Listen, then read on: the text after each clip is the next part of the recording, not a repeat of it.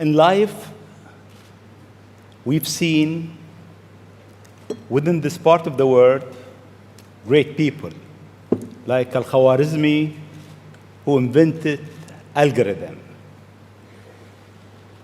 Globally, Newton,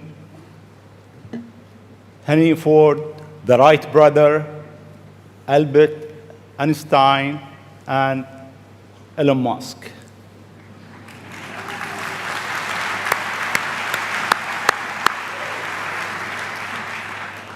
It seems you are in a rush.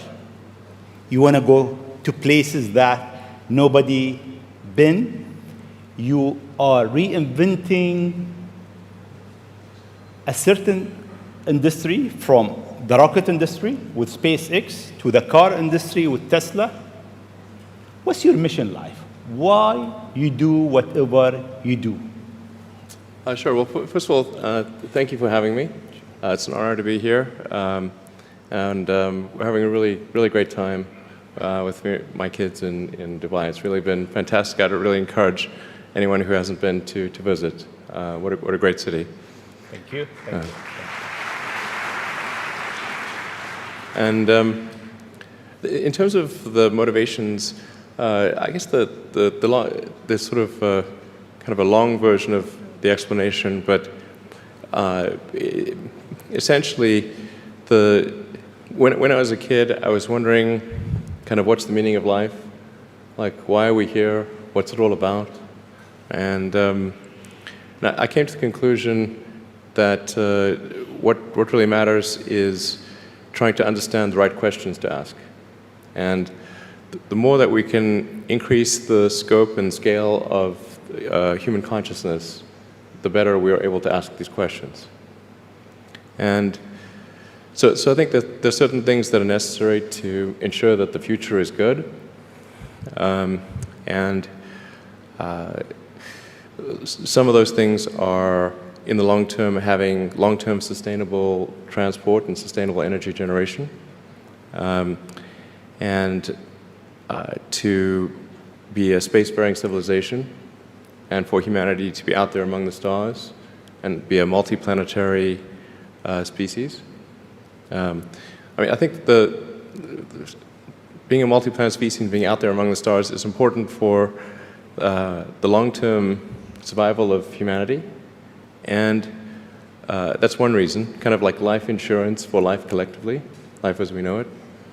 But then the part that I find personally most motivating is that it creates a sense of adventure, and it makes people excited about the future. And if you consider two futures, one where we are forever confined to Earth until eventually something terrible happens, or another future where we are out there on many planets, maybe even going beyond the solar system, I think that second version is incredibly exciting and inspiring, and there need to be reasons to get up in the morning. You know, life can't just be about solving problems. Otherwise, what's the point? There's got to be things that people find inspiring and make life worth living. So what is life for you? I mean, you look at our life, and I heard you before speaking. Is it a dream? Is it Is life a a real? dream? Is it a million D? What is life for Elon Musk? I find as I get older, I find that question to be maybe more and more confusing or troubling or uncertain. I think particularly when you see the advancement of something like video games, you know, like say 40 years ago, you had video games, the most advanced video game would be like Pong, where you had like two rectangles and a dot. You're like batting it back and forth. I played it. Oh yeah, like me too, exactly. I That's played Pong. Exactly, it sort of dates you a little bit. But yeah, we both played the same game. And that was like, wow, that was a pretty fun game at the time. But now you can see a video game that's photorealistic, almost photorealistic, and millions of people playing simultaneously. And you see where things are going with virtual reality and augmented reality. And if you extrapolate that out into the future with any rate of progress at all, like even 0.1% or something like that a year, then eventually those games will be indistinguishable from reality. They'll be so realistic, you will not be able to tell the difference between that game and the reality as we know it. And then it seems like, well, how do we know that that didn't happen in the past and that we're not in one of those games ourselves? Interesting. Interesting. I mean, could be. Everything is possible in life. I mean, yeah, particularly like things seem to be accelerating to something. Isn't it? I mean, if we look at our life, it seems in the past 100 years, life been accelerating quite fast. Yeah. In the past 20, It's much getting faster. Faster and faster. Is it more slow? So my question is really, how life will be in Earth 20, 30, 50 years from now? Our education, our transport. How do you see it?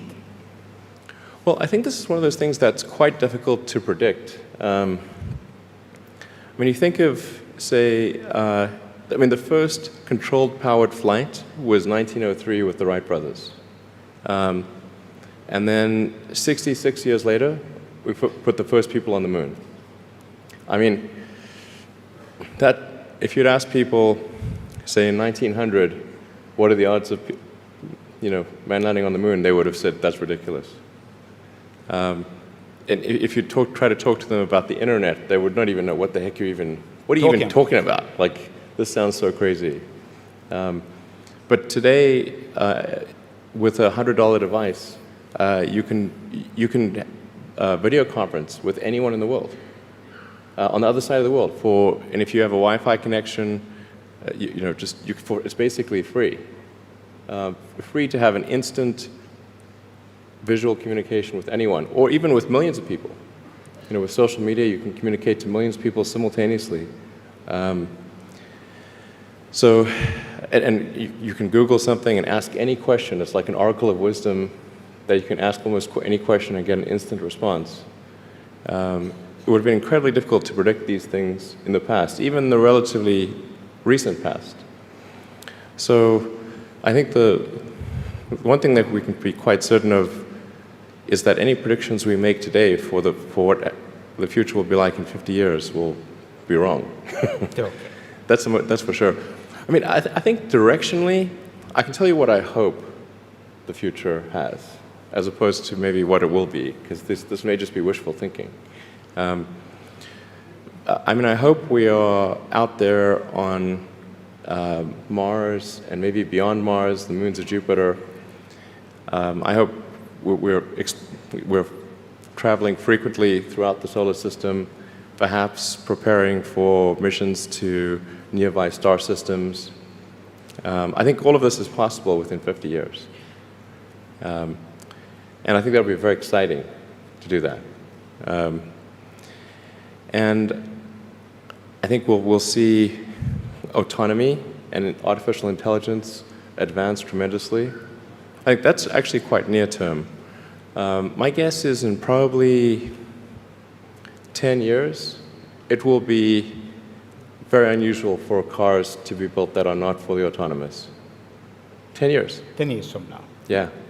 I think almost all cars built will be capable of full autonomy in about 10 years. As it is, the Tesla cars that are made today have the sensor system necessary for full autonomy, and we think probably enough compute power to be safer than a person. So it's mostly just a question of developing the software and uploading the software. And if it turns out that that more compute power is needed, we can easily upgrade the computer. And so that's all Tesla's built since October of last year. And other manufacturers will follow and do the same thing. So getting in a car will be like getting in an elevator. You just tell it where you want to go, and it takes you there with extreme levels of safety. And that'll be normal. It'll just be normal.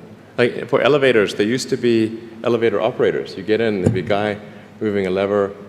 Now you just get in, you press the button, and that's taken for granted. So autonomy will be widespread. I think one of the most troubling questions is artificial intelligence. And I don't mean narrow AI, like vehicle autonomy I would put in the narrow AI class. It's narrowly trying to achieve a certain function. But deep artificial intelligence, or what is sometimes called artificial general intelligence, where you could have AI that is much smarter than the smartest human on Earth. This, I think, is a dangerous situation. Why it is dangerous? I mean, there is two views. One view is artificial intelligence will help humanity. There is another school of thought is artificial intelligence is a threat to humanity. Why is it? Well, I think it's both. You know, it's like one way to think of it is imagine we were going to be visited. Imagine you were very confident that we were going to be visited by super intelligent aliens in, let's say, 10 years or 20 years at the most. Super intelligent. So you think within 20 years yes, we'll have alien in Earth? Well, digital superintelligence will be like an alien. It will be like an alien. Yeah. But my question is, do you think there is other intelligent life outside the Earth? It seems probable, but I think this is one of the great questions in physics and philosophy, is where are the aliens? Maybe they're among us, I don't know. Some people think I'm an alien. Not true. Not true. But maybe we are alien. Of course I'd say that, maybe wouldn't we I? are alien, Elon. I mean, if you look at this part of the world, Yeah. they believe that human beings are not from Earth. They came from somewhere else. Eve Maybe. and Adam came from somewhere else to Earth. So in a way, human being alien to this land. Do you think we'll make contact with alien within the next 50 years? Well, that's a really tough one to say. I mean, if there are super intelligent aliens out there, they're probably already observing us. That would seem quite likely, and we just are not smart enough to realize it. But I can do some back-of-the-envelope calculations, and any advanced alien civilization that was at all interested in populating the galaxy, even without exceeding the speed of light, even if you're only moving at, say, 10 or 20% of the speed of light, you could populate the entire galaxy in, let's say, 10 million years. Maybe 20 million years max. This is nothing, you know, in the grand scheme of things. Once you said you want to die on Mars, why? I don't, to be clear, I don't want to die on Mars. But it's like, I mean, we're all going to die someday. And if you're going to pick some place to die, then why not Mars? Okay. You know, if we're born on Earth, why not die on Mars? Seems like maybe it'd be kind of exciting. But so I think, given the choice of dying on Earth or dying on Mars, I'd say, yeah, sure, I'll die on Mars. But it's not some kind of Mars death wish. And if I do die on Mars, I just don't want it to be on impact. Okay. Got it. Yeah. Let's come back to Earth, actually. Okay. You tweeted that you are building a tunnel under Washington, D.C. Why? What is it? Well, it's a secret plot. Okay. Just between us. Okay. Nobody heard you? Yeah, exactly. Please keep that secret. Well, I think this is going to sound a little. I mean, it seems like somewhat trivial or silly, but I've been saying this for many years now. But I think that the solution to urban congestion is a network of tunnels under cities. And you can, when I say, I don't mean a 2D plane of tunnels. I mean tunnels that go many levels deep. So you can always go deeper than you can go up. Like the deepest mines are taller than the tallest buildings.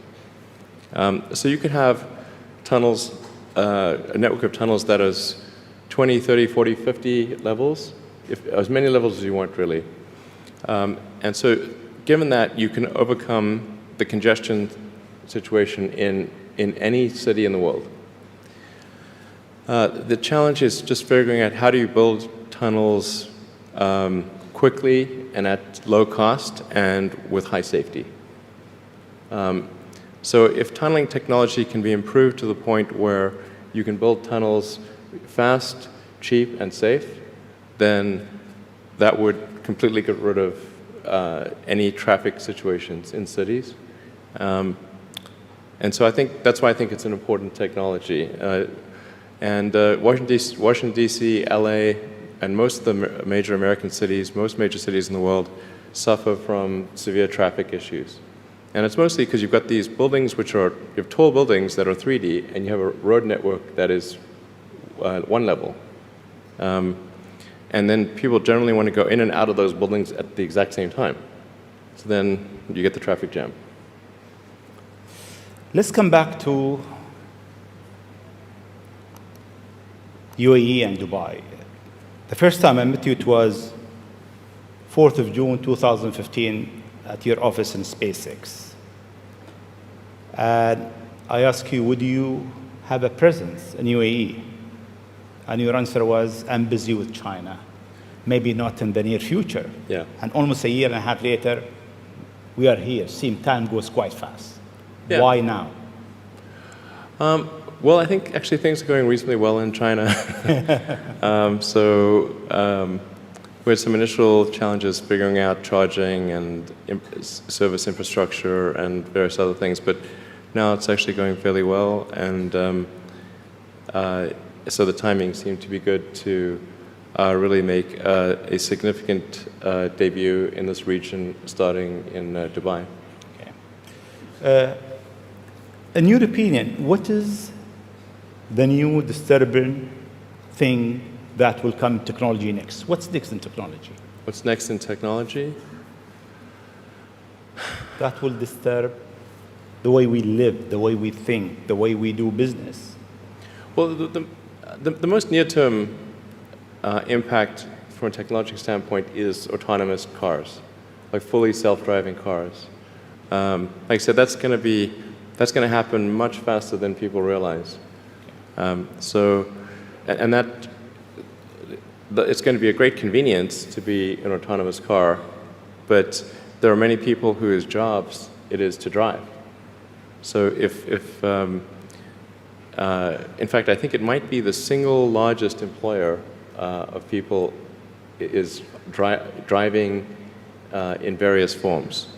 And so then we need to figure out new roles for what do those people do. But it will be very disruptive and very quick. Now, I should characterize what I mean by quick, because there are quick means different things to different people. There are over 2 billion vehicles in the world, approaching 2.5 billion cars and trucks in the world. The total new vehicle production capacity is about 100 million. Which makes sense because the life of a car or truck before it's finally scrapped is about 20, 25 years. So the point at which we see full autonomy appear will not be the point at which there is massive societal upheaval, because it will take a long time to make enough autonomous vehicles to disrupt employment. So that disruption I'm talking about will take place over about 20 years.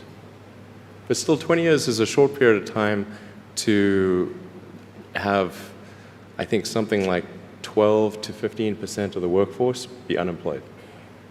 Yeah, thank you. This is the largest global government summit. We have over 139 government here. If you want to advise government officials to be ready for the future, what is 3 things or 3 advice you'll give them? Well, I think the first bit of advice would be to really pay close attention to the development of artificial intelligence. I think we need to just be very careful in how we adopt artificial intelligence and to make sure that researchers don't get carried away. Because sometimes what happens is a scientist can get so engrossed in their work, they don't necessarily realize the ramifications of what they're doing. So I think it's important for public safety that governments keep a close eye on artificial intelligence and make sure that it does not represent a danger to the public. Let's see. Secondly, I would say we do need to think about transport in general. And there's the movement towards electric vehicles, sustainable transport. I think that's going to be good for many reasons, but again, not something that happens immediately. That'll happen slower than the self-driving vehicles. So that's probably something that happens over 30 or 40 years, the transition to electric vehicles. So thinking about that in context, the demand for electricity will increase dramatically. So currently, in terms of total energy usage in the world, it's about 1/3 electricity, about 1/3 transport, about 1/3 heating. So over time, that will transition to almost all, not all, but predominantly electricity, which means that the demand for electricity will probably triple. So it's going to be very important to think about how do you make so much more electricity.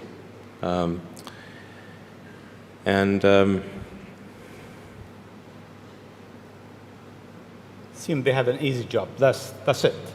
There is no more challenges for them. No, well, then I think maybe these things do play into each other a little bit.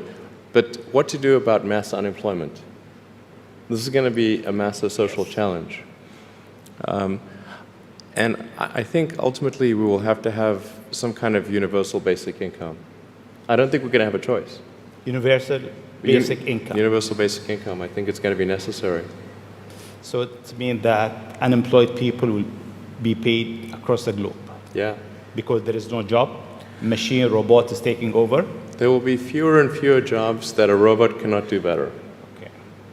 That's simply and I want to be clear that these are not things that I think that I wish would happen. These are simply things that I think probably will happen. And if my assessment is correct and they probably will happen, then we need to say, what are we going to do about it? And I think some kind of a universal basic income is going to be necessary. Now, the output of goods and services will be extremely high. So with automation, there will come abundance. There will be almost everything will get very cheap. I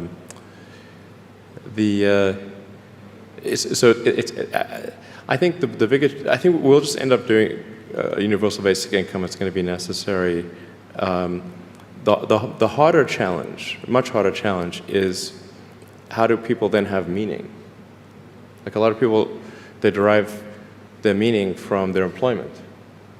So if you don't have, if you're not needed, if there's not a need for your labor, how do you?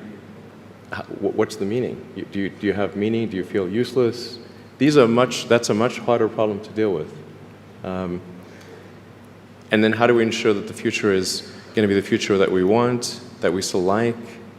No, I mean, I do think that there's a potential path here which is, and we're really getting into science fiction or sort of advanced science stuff, but having some sort of merger with biological intelligence and machine intelligence. To some degree, we are already a cyborg. You think of like the digital tools that you have, your phone, your computer, the applications that you have, like the fact that, as I was mentioning earlier, you can ask a question and instantly get an answer from Google or from other things. And so you already have a digital tertiary layer. I say tertiary because you can think of the limbic system, kind of the animal brain or the primal brain, and then the cortex, kind of the thinking, planning part of the brain, and then your digital self as a third layer. So you already have that, and it's like if somebody dies, their digital ghost is still around. All of their emails and the pictures that they posted and the social media, that still lives, even if they died. So over time, I think we'll probably see a closer merger of biological intelligence and digital intelligence. And it's mostly about the bandwidth, the speed of the connection between your brain and the digital extension of yourself. Particularly output. And output, if anything, is getting worse. We used to have like keyboards that we'd use a lot. Now we do most of our input through our thumbs on a phone. And that's just very slow. A computer can communicate at 1 trillion bits per second, but your thumb can maybe do, 10 bits per second or 100 if you're being generous.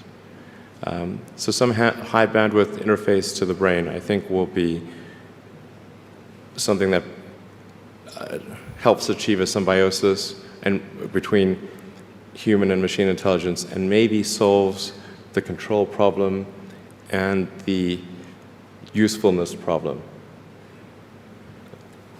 Getting pretty esoteric here. I don't know if this is... It's close. Okay. We got it. Always you think out of the box. Your idea is so huge. You want to go to space. You decided to go to space. You did it. You decided that you want to land your rocket back. You failed 7 times, 8 times. Yeah, something like that. Then it landed. More times than I care to count. Yeah. How do you come with this idea, actually? Sometimes they're pushing the human limit. You are always pushing the human limit. Why? Well, I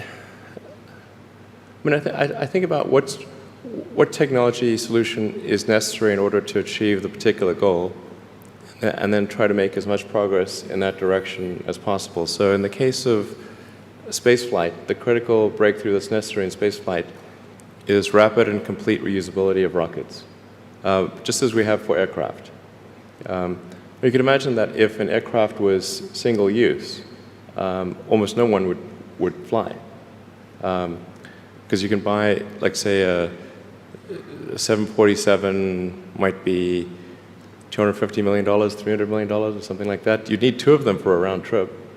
But nobody's going to pay millions of dollars per ticket to fly, to do air travel.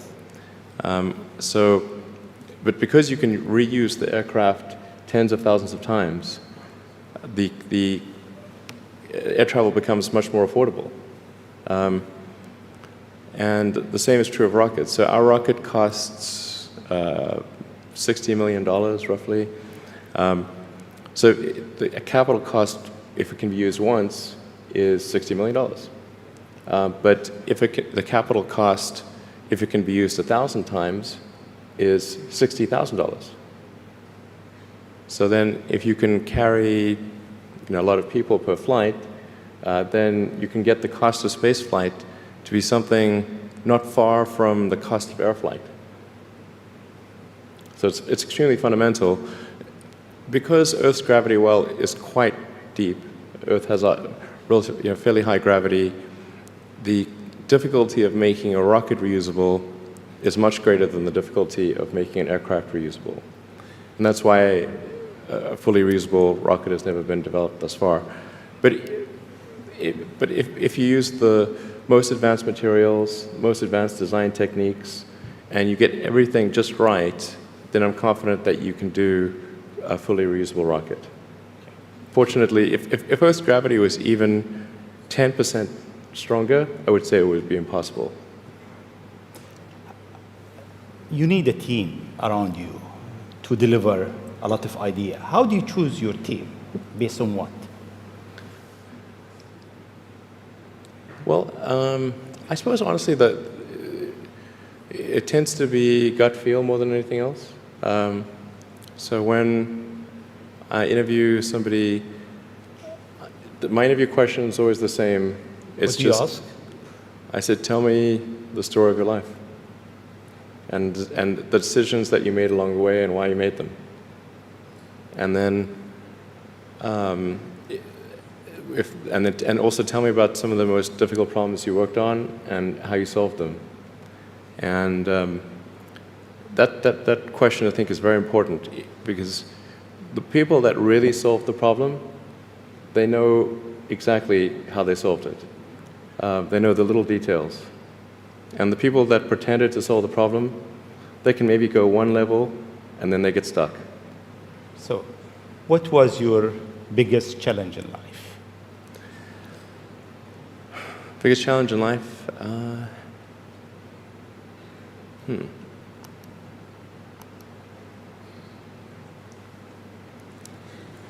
No challenge. Well, no, there's a lot of them. I'm trying to decide which is which is the worst.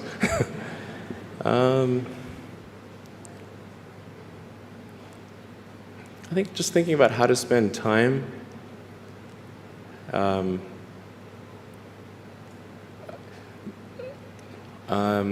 of the biggest challenges, I think, is making sure you have a corrective feedback loop, and then maintaining that corrective feedback loop over time, even when people want to tell you exactly what you want to hear. Okay. That's very difficult. Yes. Time is over. I'll ask you just one last question, Sure. if you allow me. In the World Government Summit, we have so many people so many young people actually, from across the globe. If you have an advice to them, young people globally who want to be like Elon Musk, what's your advice to them? I think that probably they shouldn't want to be. You? I think it sounds better than it is. Okay. Yeah, it's not as much fun being me as you'd think. I don't know. You don't think so? No. There's definitely, it could be worse for sure, but it's, I'm not sure I'm not sure I want to be me. Okay. But if, I think advice, I mean, if you want to make progress in things, I think that the best analytical framework for understanding the future is physics. I'd recommend studying the thinking process around physics, like not the equations. I mean, the equations certainly they're helpful, but the way of thinking in physics is it's the best framework for understanding things that are counterintuitive. And always taking the position that you're to some degree wrong, and your goal is to be less wrong over time. One of the biggest mistakes people generally make, and I'm guilty of it too, is wishful thinking. Like you want something to be true, even if it isn't true. And so you ignore the things that, you ignore the real truth because of what you want to be true. This is a very difficult trap to avoid. And like I said, it's certainly one that I find myself in having problems with. But if you just take that approach of you're always to some degree wrong, and your goal is to be less wrong, and solicit critical feedback, particularly from friends. Like friends, particularly friends, if somebody loves you, they want the best for you. They don't want to tell you the bad things. So you have to ask them and said, really, I really do want to know. and then they'll tell you. Thank you very much. It's been